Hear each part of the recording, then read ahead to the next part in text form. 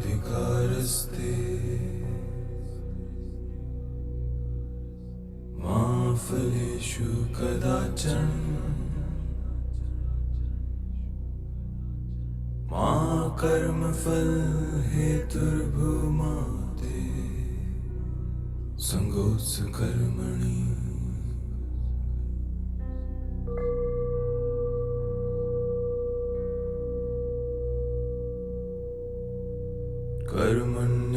कर्मण्येवाधिकारस्ते मा फलेषु कदाचन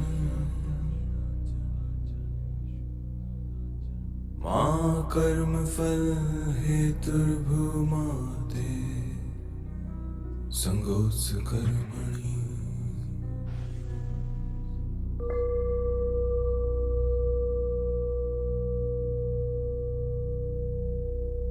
कर्मण्येवाधिकारस्ते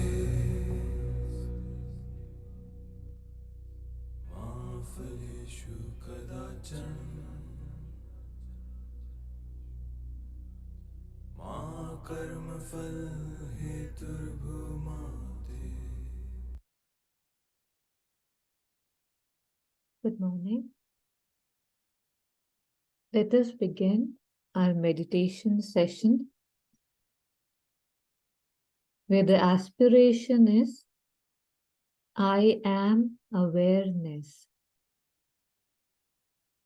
If only we were more aware, more alert to the facts of our life, of my beliefs, of my habits, life would be much more simpler, lighter, happier, and easier. So, aspiring for a step in that direction, invoking Mother and Sri Aurobindo's presence and grace as we begin this short meditation session. To start, let us sit with our breath. Let us focus on our breath for a few breaths. So we'll be breathing in and out at our normal pace, and we'll try to be with our breath as much as we can, all the way in and all the way out. It's usually when we exhale is when we lose our connection with our breath. So for the next 2 to 3 minutes, to ingather ourselves, we'll do this small practice, setting aside our roles, our titles, our chores for the day, our responsibilities. For the next 25-30 minutes, we are nobody and we are here just to practice what we are being told so that we can connect further, deeper within.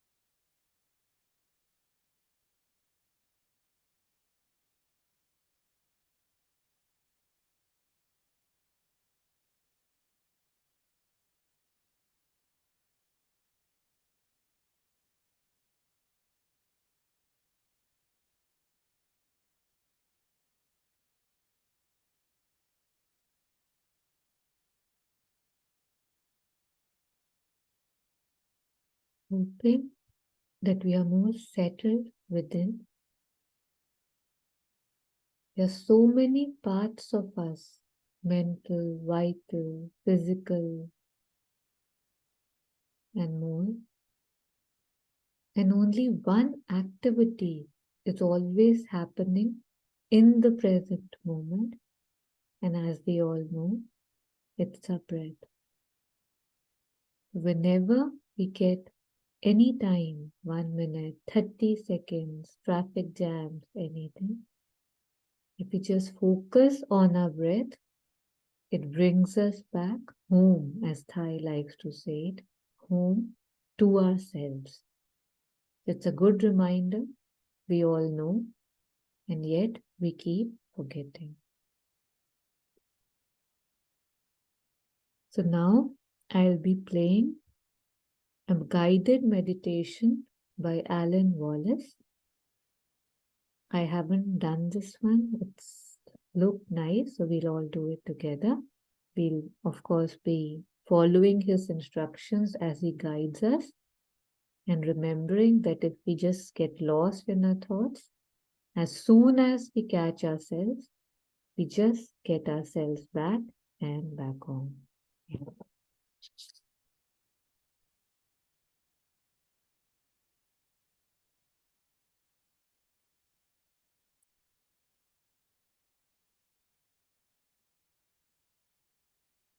I'm playing it. In case you can't hear the sound, please unmute and tell me. Don't worry, don't be upset. Just let's get back to work. What do you do? First, don't worry, don't be upset. Just let's get back to work. What do you do? First, recognize. Now, this is crucial. This is solid gold, really. First, recognize the difference between stillness with respect to consciousness and the movement of thoughts. Now, when he uses the word thoughts, I've checked with this. I've checked with, for example, the Vidyadhara, one of my teachers, at least one. I'm quite sure more than that. But Yangtana Rinpoche. So, Taru, this is the maximum sound? Vipassana, realize emptiness, realize Rigpa. Still alive. So I You can't hear it? Yeah, not fully. reference to the So, thoughts. It comes up a lot. Thoughts. It's a good translation. It's namtok in Tibetan. You're observing thoughts. I asked him, by thoughts, do you mean just discursive chit chat, like, chat, chat, chat? Yeah, is it inaudible for all of us? A little unclear? Charuchi, do you have headphones? no, I will take. Okay. Okay, yeah. So I'll just give us a minute. You can get Yeah. your headphones, yes, and then I'll replay it. Yeah. Okay. Thank you. 1 minute.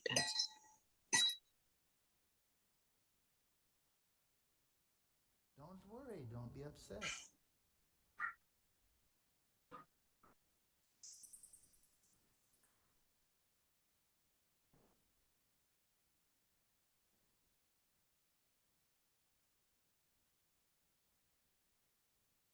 So focusing on our breath while we are waiting.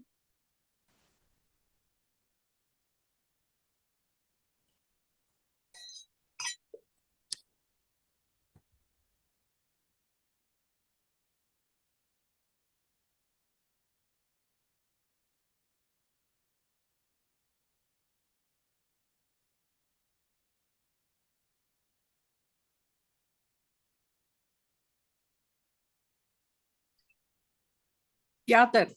I Okay. got it. Okay. Yeah. Thank you. Just let's get back to work. What do you do? First, recognize. Now, this is crucial. This is solid gold, really.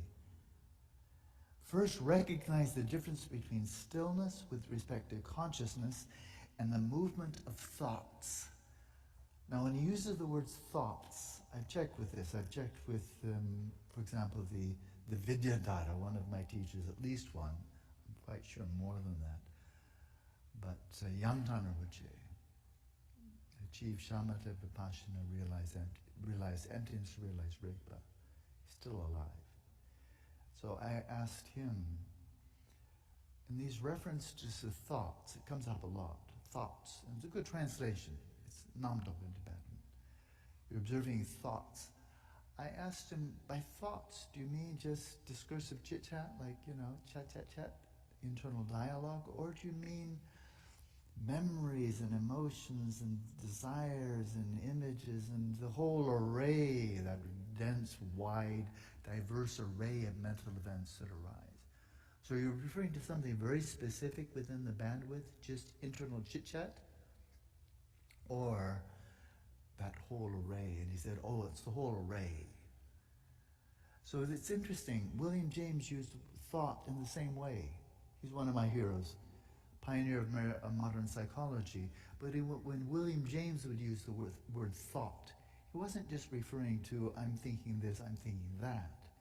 He's referring to that whole array of mental events that arise and arise and arise. So that's what's meant here, okay? We're not just focusing on discursive thoughts, but also images, memories, and so on, whatever comes up. So here's the crucial point, and this is when it is indispensable. It's so crucial, and it's so simple and profound. It's that clear discernment of the difference between stillness and motion, and resting in stillness in the midst of motion. Let's contextualize this a bit. We're dealing with just solid gold here. This is so, so good. It has nothing to do with me at all. I'm praising this to the heavens. It has nothing to do with me. But we ask in the Buddha Dharma, let's go back to the Pali Canon. I love it there. I feel I'm on firm ground when I'm going back to the Pali Canon. The Buddha's teachings, historical figure, there he was. People listened and they wrote down.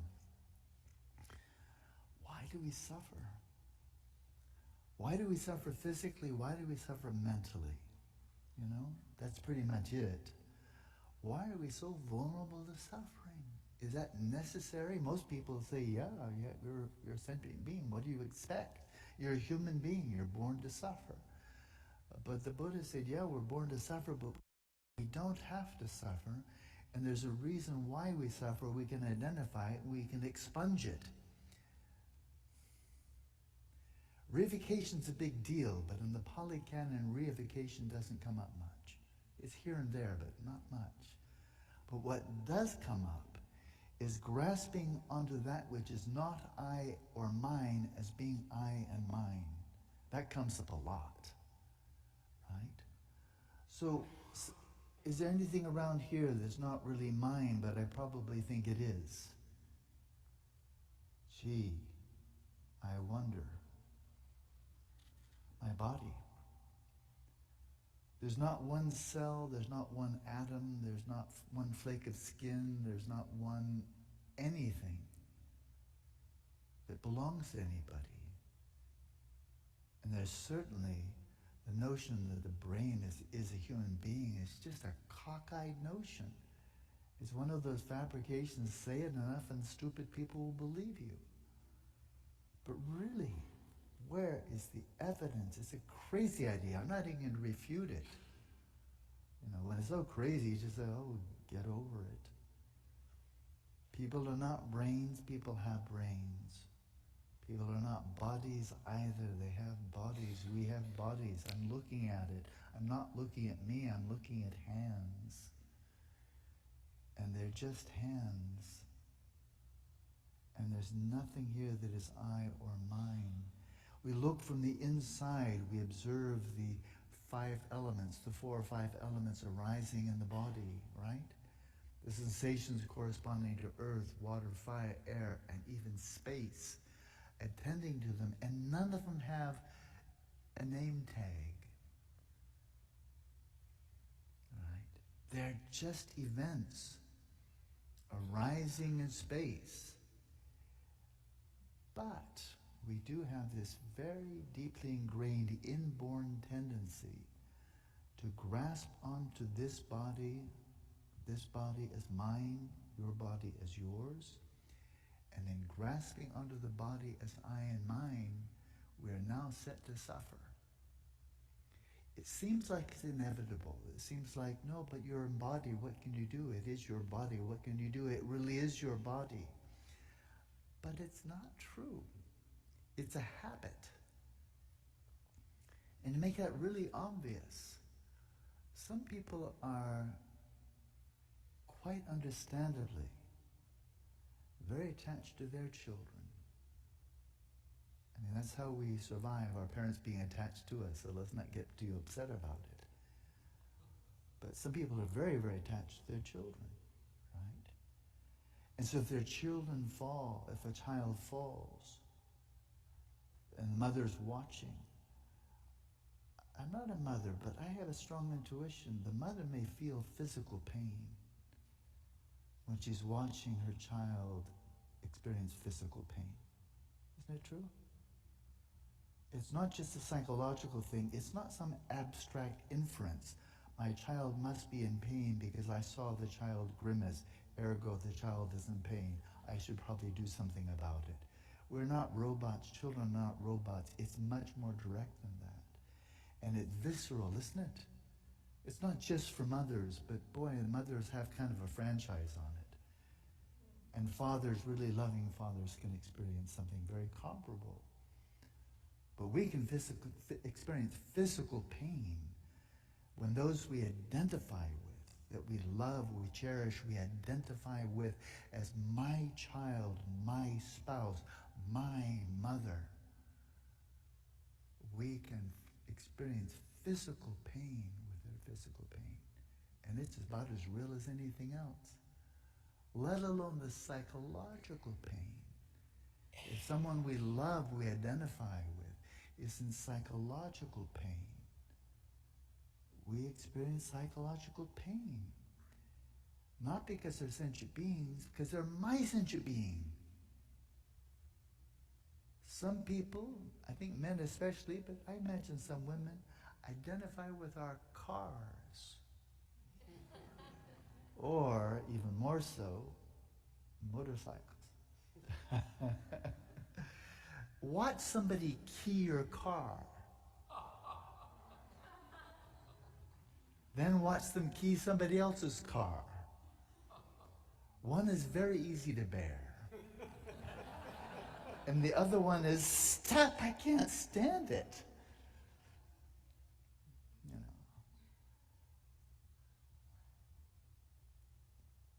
Anything we identify with, we're set to suffer.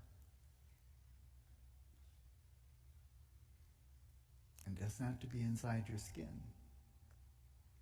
Somebody can insult your ethnic group. Somebody can insult your gender. People of your height, of your weight, of your shape of your eyes, your birthplace, your language. People can insult, and boy, do people get upset. Really, really miserable. Yeah, my apologies. It says guided meditation, but it seems more like just a dialect. So I'll share this on the group, but I don't think we should. This is a guided meditation. So I'll share it in case you want to complete it. But right now, let's just get back to our own breaths and do some practice. So one of my favorite things that I've shared before that really ground me is breathing with Ma's name in my breath. You know, it's like I'm breathing and I'm chanting, but it's not a loud chant. And that connects me directly to, you know, the heart center. And I find it very calming, very peaceful. So we breathe normally, and we start chanting as we are breathing. So most of the time, the attention directly goes to the heart chakra, and we can stay there, and it's beautiful if you want to try it. Normally breathing in and breathing out. Breathing in and breathing out. And whenever we feel ready, we can chant just the simplest chant, Ma. We can say it, fast, like Ma, Ma, Ma, Ma. Or we can just say it slower, or we can say it once. We'll feel connected to the heart chakra. And as soon as we see the connection kind of diverting, we can chant it again, and it brings us back to the center, to the heart chakra. So these are the various ways, some of the ways in which we can practice. So no background music, no entertainment, just me with my breath and Ma's name. So we can begin with a focus on our breath.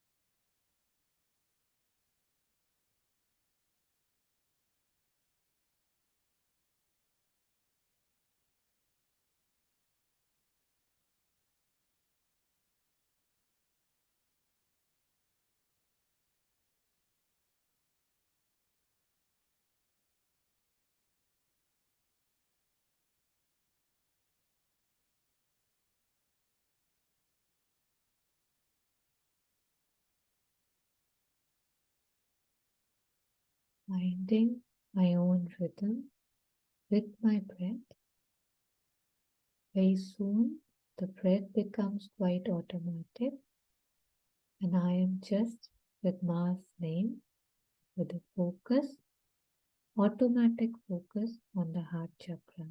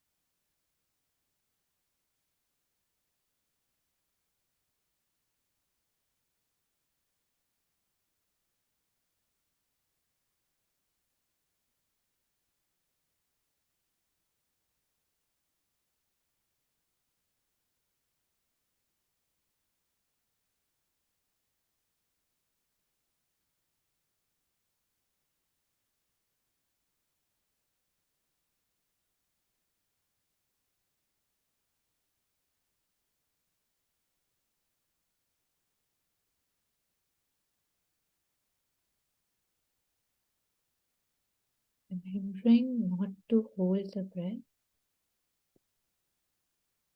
breathing in and out, focusing on my chant.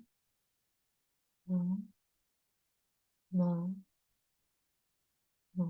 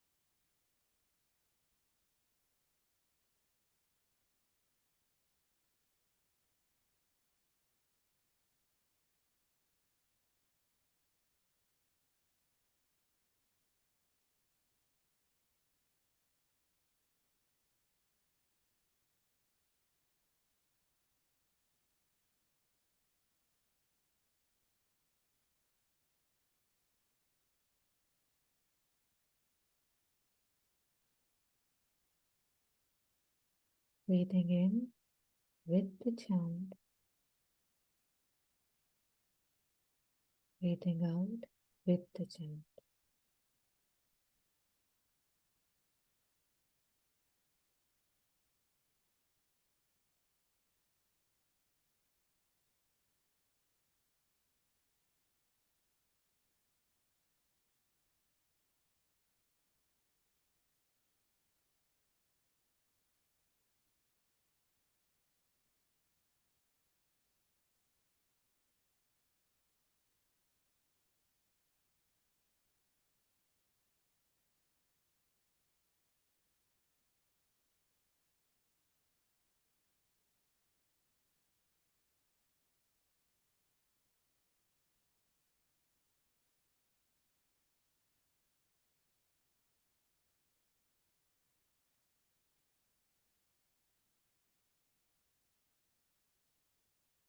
Chants act as shields when we chant them regularly.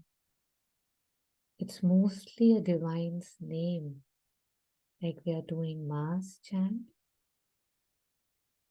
When I'm doing it when I'm waking up, when I'm doing it whenever I seem to be losing myself, but I prefer to stay with her name, when I'm doing it before I fall asleep. It's like a personal shield of protection, of her love, of her grace around me all the time. If I'm somewhere I don't like to be, the chant helps me. I'm there with the chant and I'm not where I'm not liking it. If I'm about to react and I could pause and I can start chanting in my heart, it's again as if I'm not there available to react. I'm somewhere else.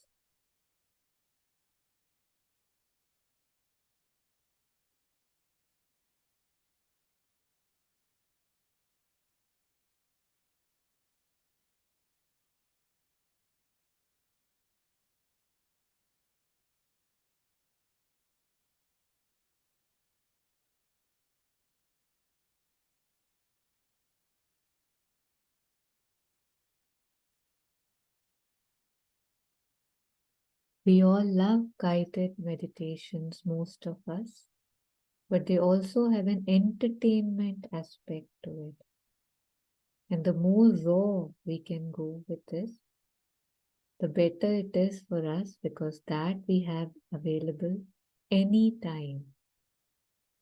No background music, no guided meditation. My breath I have all the time. A chant I can have all the time in my heart. So I will end the session Okay, it's time. So I am awareness with an aspiration to become more and more alert and aware in every moment of my life.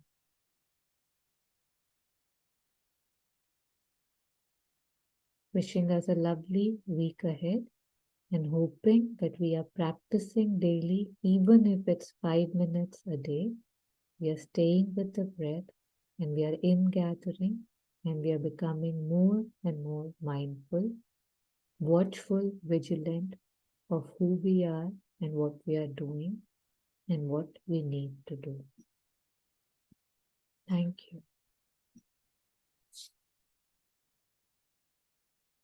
Thank you, Taru.